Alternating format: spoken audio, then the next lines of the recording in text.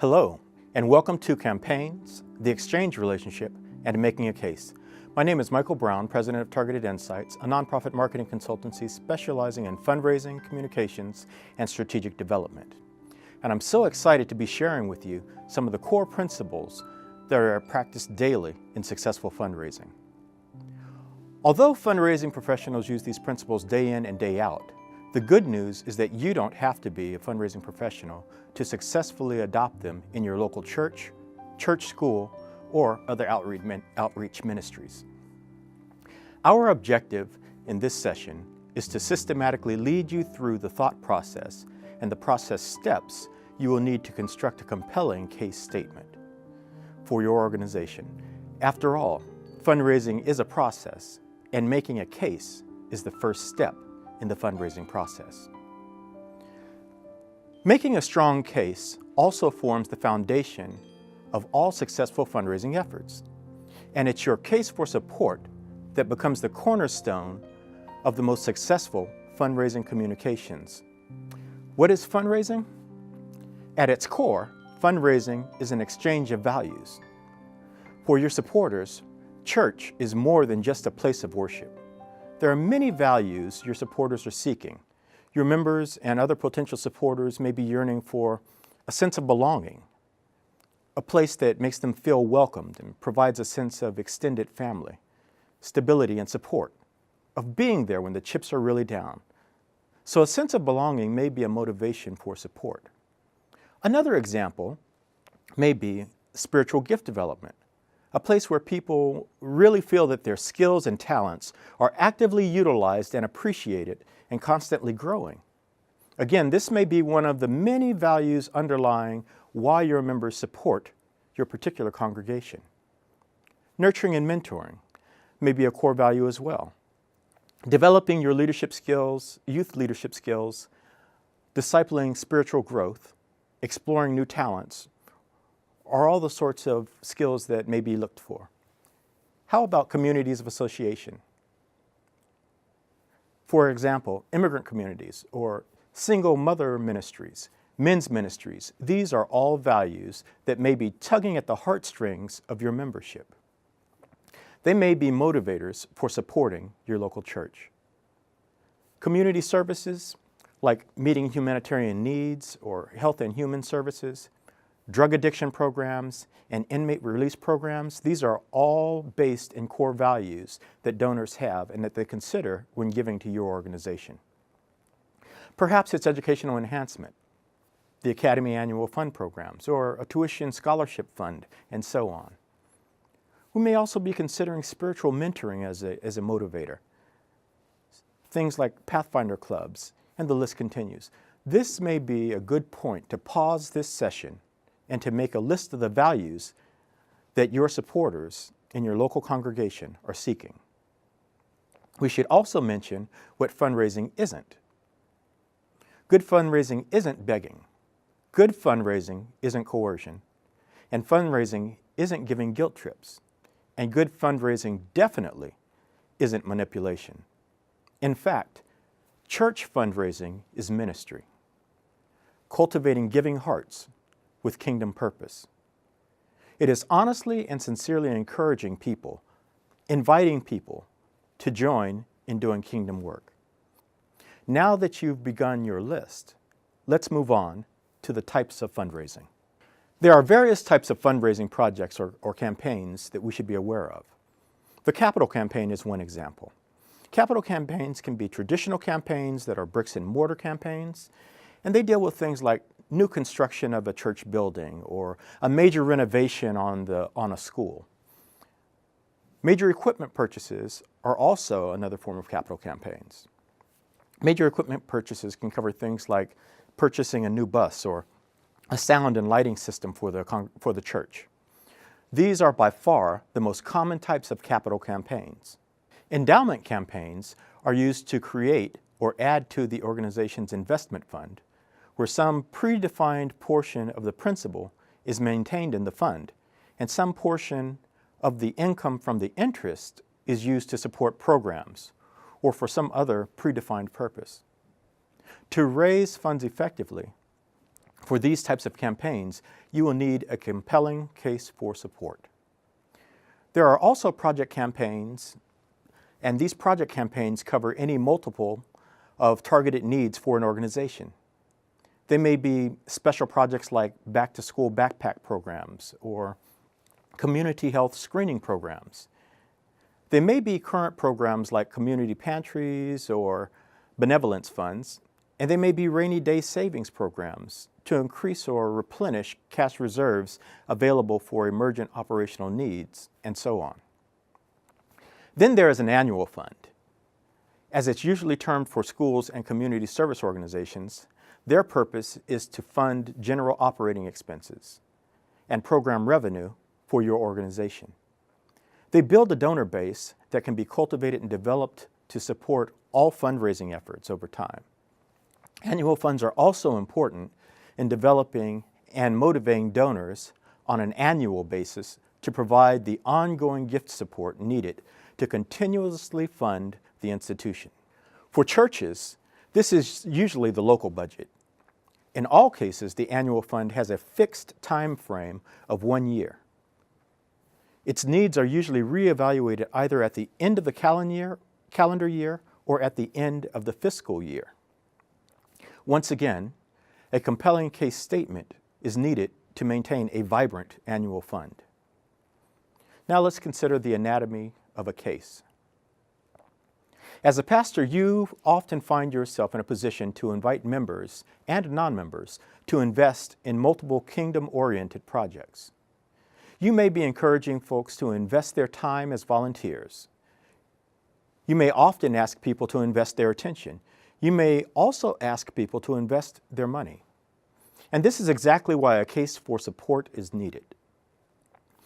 The more significant the proposed investment, the more your current and prospective supporters are going to need a detailed, systematic understanding of why this case and why this campaign or why this project is worthy of their support. And most importantly, why supporting your organization is the best way to support the cause at hand.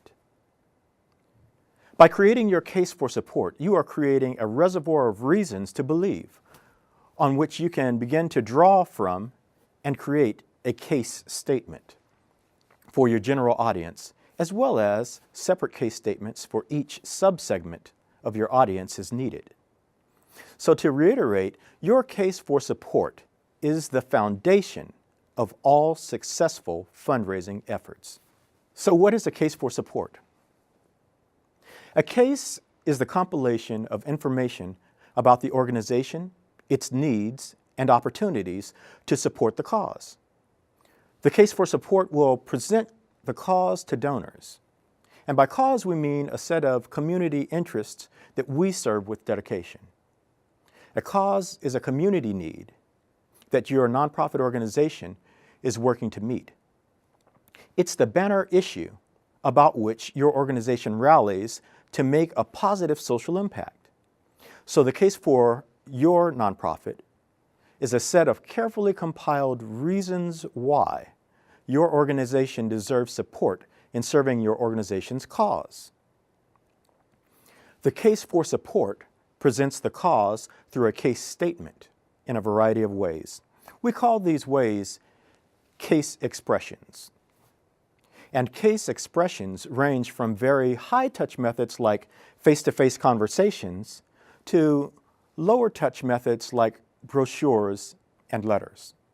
The contents of a case include the mission statement, philosophy of belief about why the organization exists, and so on. It illustrates the core values that guide the organization in addressing a social need. Your mission illustrates what an organization believes in and what the organization is today. For instance, the Happy Seventh-day Adventist Church believes that all children in our community deserve equal access to a quality education and nurturing spiritual environment. Because we care about the growth and development of youths in our community, the Happy Seventh-day Adventist Church provides superior academic, Christ-centered curriculum for at-risk children in our economically depressed urban neighborhood. The vision, however, is where the organization wants to be, what it will become, where it will be in the future. Visions are aspirational. Big global visions of the intended future state of the organization is what the vision statement is all about. Your case will also include goals. A goal is an overarching statement about what the organization intends to do, to address a problem. In general, it tells how a community need will be addressed. They tell how your organization intends to act on the values expressed in your mission statement. Objectives, however, tell what is to be achieved and how. Objectives are specific action steps toward reaching goals. Qualifications of the staff are also included so that the donor can see, or the prospective donor can see, how the staff will be able to affect those outcomes. The project budget is also included, and the project budget includes a list of needs that are needed, as well as any additional expenses that will be incurred for the project. And then we have success stories. Success stories are probably one of the most important areas, not the most, but one of the very important areas. It provides donors a means for tracking that you are actually able to reach the goals that you're talking about. It affirms the decision to be able to continuously invest in your organization to meet those objectives. Remember, a case is an entire encyclopedia of information used to make a case statement. So it isn't feasible or advisable to use every piece of information available in a case when speaking to current or potential supporters. For that reason, we develop what we call case statements. We select the most appropriate information so we can create a segmented message created with the values and motivations of that particular audience segment in mind. So creating a case statement is not a one-size-fits-all scenario. Making a case is the process of presenting a targeted case statement to each audience segment we are asking support from. It is selecting the most important and relevant information that will resonate with each audience segment. People give to outcomes, to desired social impacts, to enrich people's lives, not to needs. Your ability to raise significant funds is linked hand in hand to your ability to demonstrate not only the needs in your community of interest, but also your organization's ability to meet those needs. The case statement is your arrow of choice that you can draw from your quiver. So here are some leading questions to consider as you formulate your case. What does your nonprofit serve? For instance, you may say, my organization is a humanitarian group concerned with providing a safeguard against hunger in the Dallas community at large. Take a moment and take a stab at writing your answer to the question, what cause does my nonprofit serve? What effect does the work of your nonprofit have on the community? For instance, you may say, our food pantry program raises awareness about food insecurity in our local community and engages our local church members and community at large in pitching in by donating food and financial resources to help needy families. What interests are served by your nonprofit? We serve the interests of urban family households in need of temporary help to ensure that no members of the household go to sleep hungry on our watch. Why is financially supporting your nonprofit a superior reason for supporting your cause? To that you may answer, we operate a food pantry on Sunday afternoons to provide nutritious food options to those living in a food desert. Or, we provide counseling assistance in helping needy community members in connecting with and filling in applications for additional support through government social agencies. Now let's consider the case expressions, or what some people call the external case. The external case can occur in many forms. It can occur in grant proposals that represent your organization to the grantor.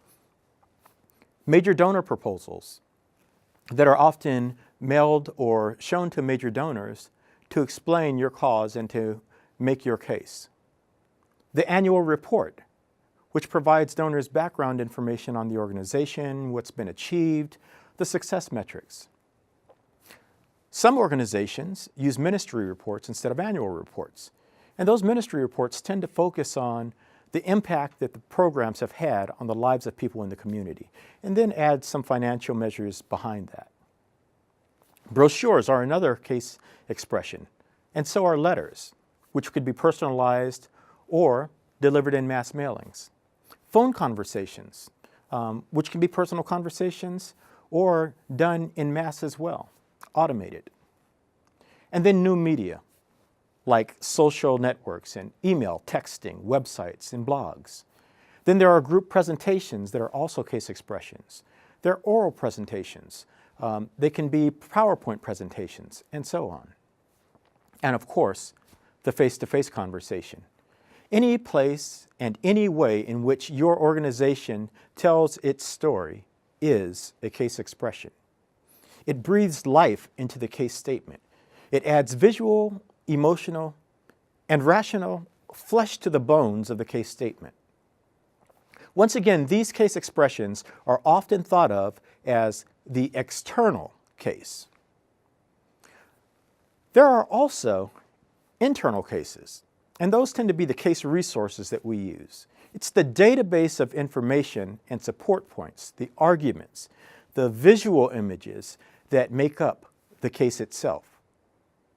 Another name for case resources is the internal case. This is the aggregate of information that enables the preparation of various case documents, publications, and presentations. Verifying the case is also a pivotal activity. The final component in this session is verifying the case. Once the case is done, and you can probably sense that it can't be effectively completed overnight, it's time to test and revise the case statement you have developed. This can be done by soliciting feedback from your board members, a subset of your volunteers, current donors, and potential donors. These feedback sessions can be informal, as verbal one-on-one conversations and small group conversations with, let's say, 6 to 8 people, or as formal as a feasibility study in preparation for a capital campaign.